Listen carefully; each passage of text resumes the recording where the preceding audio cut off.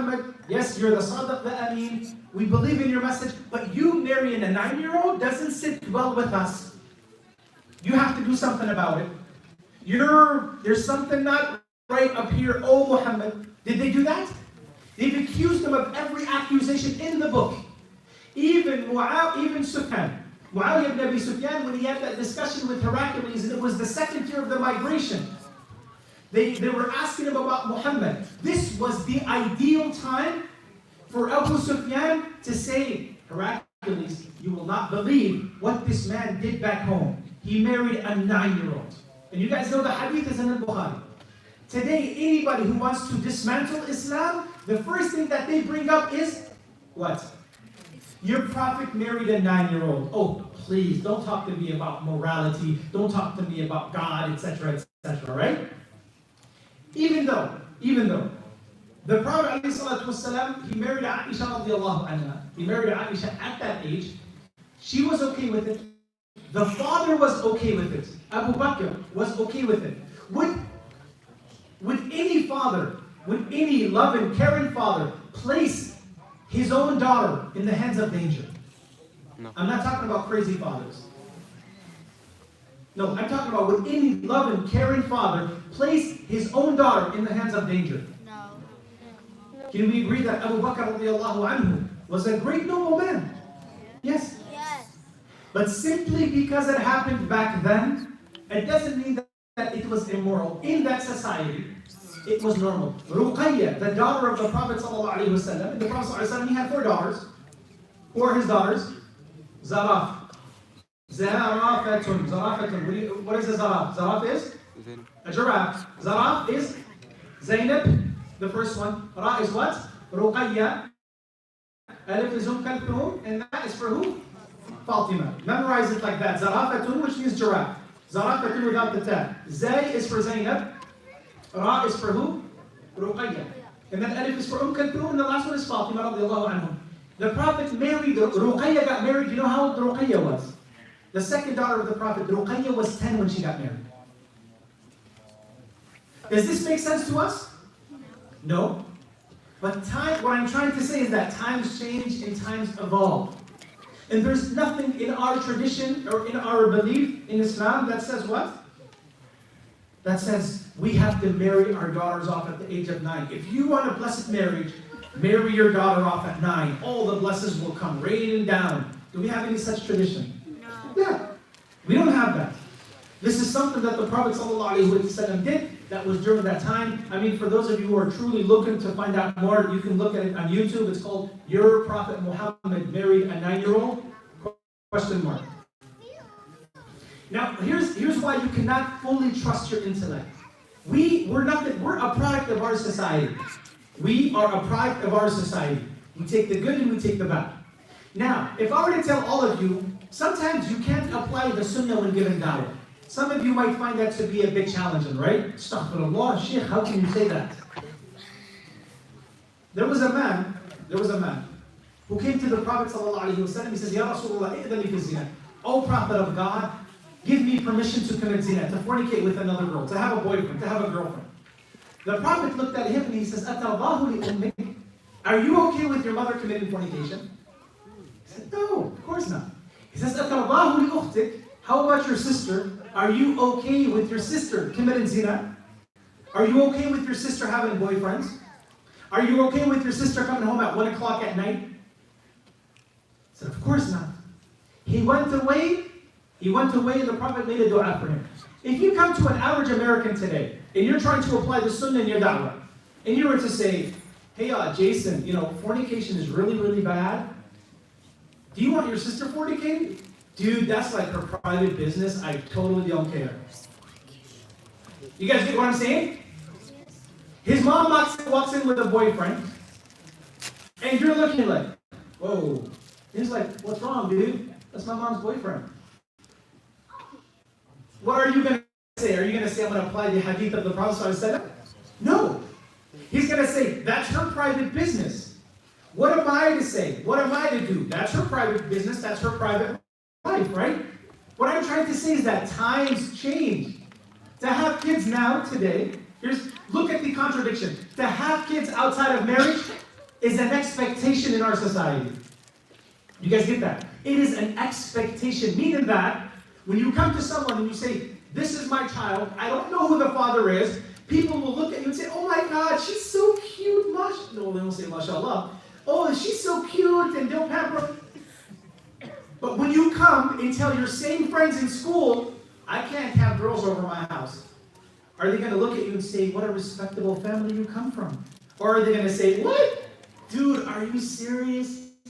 Bro, you telling me you can't have girls over your house? Growing up in high school, I was made fun of. When I couldn't have girls over my house, my friends in high school made fun of me. What? On the real cut? You can't have girls over your house? This is what they'd say, right? But look at how everything just flips around. When you're trying to live a pure, chaste life, people look at you and say, oh my God, you haven't had any intimate relationships yet? What? What world are you living in? But when you have 2 or 3 children and you don't know who the fathers are, that for me is the epitome of child abuse. There's nothing like child abuse, like having kids and not knowing who the father is. That's the epitome of child abuse. It's when you grow up and you don't know who the hell your father is, that's the epitome of child abuse. Don't tell me about pulling out a belt or punishing them or whatever. That, you know what, that's whatever's their business or whatever. We don't encourage that, obviously, but there's nothing like growing up and not knowing who your father is, right?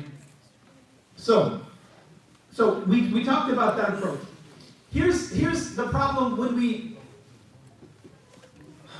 when you open up this door and you say, I want to open up this and I want to introduce a new interpretation to Islam, because what was the problem with Ya'juj and Ma'juj? Basically is that we cannot, with all the satellites, with all the apparatus, with all the contemporary technology that we have in our disposal, there is nothing proven or showing us that there are 2 huge tribes in this world called Ya'juj and Ma'juj.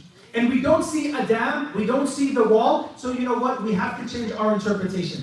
Here's the problem with that. If we truly give into this, how much time do I have left, by the way? Ali? 30 minutes. 5 minutes? No. 30 minutes.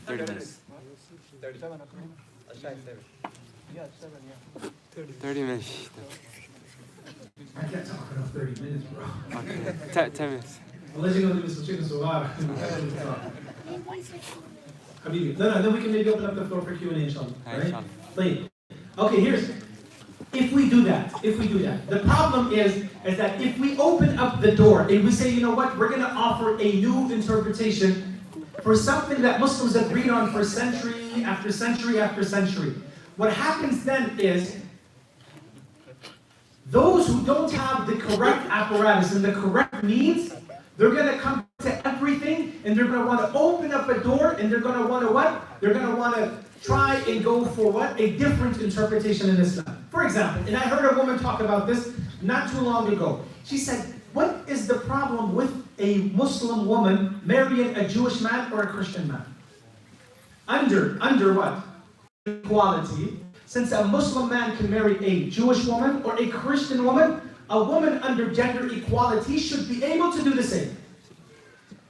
Now, when this was brought to her attention and she said, you cannot do this because this is min mawaqin al-ijma'. There's a consensus that a woman in Islam can only marry a Muslim man. There's no way around it. But here's the problem. When you start opening up interpretations, and when we become desperate, and we want to save the youth by a lot of other means, what happens now is, if we're going to find an interpretation for Ya'juj and Ma'juj, you know what this means? Now we're going to go to everything in our religion that we don't like, that we have a problem with, that doesn't sit well with us, that doesn't mesh well with our contemporary understanding, and now we're going to open up and basically provide a new interpretation for the understanding that was established centuries ago. You guys get what I mean by this? Was this confusing? I feel like my man right here is the only one really understanding what I'm saying. You guys get where I'm going with this? I find this to be very, very problematic. Is that anytime we find something, because the Sheikh Shaykh, may Allah reward him, the reason why he wanted to come up with a different interpretation, he said a lot of the young men and women were coming to him and they were saying, Shaykh, this concept of Ya'juj and Ma'juj doesn't make sense to us. And he felt some people were leaving the faith because of this. So he came up with a different interpretation or a different understanding. But now if you're going to open up that door, years later, you're going to have youth coming along and we don't see anybody being punished. This is when we use, this is when you what? You resort to logic. في أمور الغيبيات.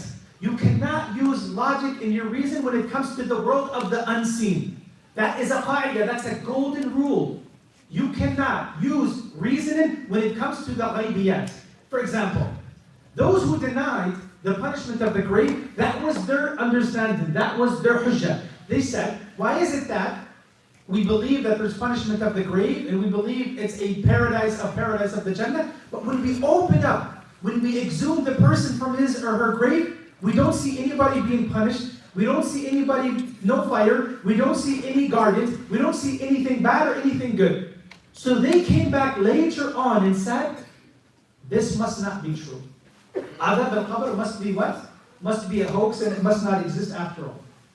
This is what I believe the problem is that we're now going to take this and we're going to try to find a different interpretation so it suits the contemporary mental state of what? Of the young men and women of the 20th century. This is very, very problematic because it's never ever convincing. It's never convincing and it's never enough. We're going to have another, I say this and I hope I don't regret saying it. For the young Muslims, we first started off by having basketball tournaments. The second step was providing pizza in the masjid. The third step is, now we have third spaces. How many are familiar with third spaces? A third space, it's not a masjid. A third space is an environment where you find the khatib, the lecturer, Allah, brother, this is not appropriate. Sister, this is not appropriate. Brother, this is not right. Brother, you shouldn't come in like that. Your lower back. No. You come in as you are. So we're slowly but sure, we're trying to do as much as we can to cater to the younger generation. Why do we feel like we have to do the impossible to keep our younger generation in Islam?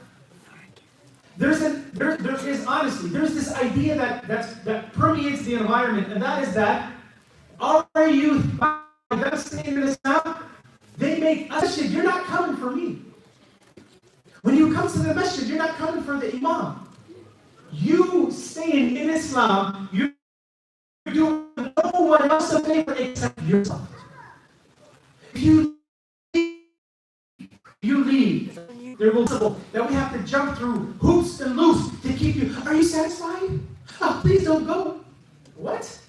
I'm not down with that. I am not down with that at all. Bro, you being in Islam, you're doing yourself a favor. يوم تجد كل نفس ما عملت من خير. Perhaps we'll see everything in front of it. So I think that's good. We want to bring the youth to the masjid, but don't feel you. لا تمن على الله بإسلامك. Don't get paid extra by you being a Muslim. My car payment doesn't get paid by you staying in Islam. The masjid, the rent, the mortgage doesn't get paid by you staying a Muslim. You're doing yourselves a Muslim by staying in Islam. And I know that sounds harsh. In the masjid, we want you to be active in the masjid. All of the principles of Islam come to the masjid. It's only